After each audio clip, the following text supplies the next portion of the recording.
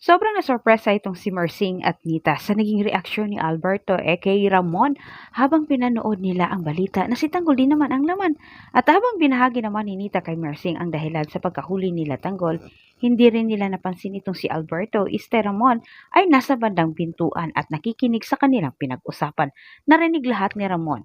Parang binato naman si Ramon ang makapal na bakal sa mukha sa sobrang pagkabigla.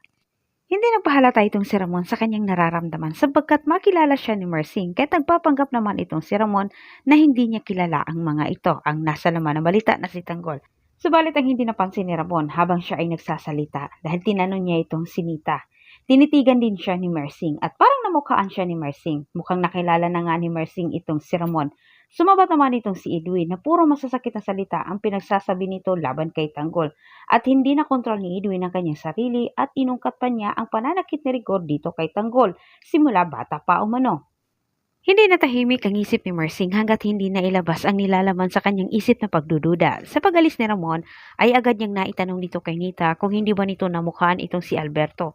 Dahil para sa kanya, namukhaan umano niya ito at hindi umano siya maaring nagkamali. Malakas umano ang kanyang kutob na si Ramon Montenegro ang mapapangasawa ni Mokhang ang lalaking nanamantala ni Test.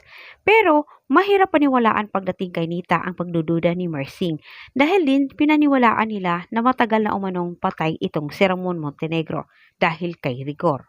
Umasa naman itong si Mersing na siya'y nagkamali umano dahil kapag nagkataon na tama ang lahat ng kanyang hinala, nasa masamang tao umano itong si Mokhang. At dito po nagtatapos ang ating advance episode update. Kung sakaling sabihin ni Mersing dito kay Mokhang, paniwalaan kaya ni Mokhang itong si Mersing, pero antabayanan po natin.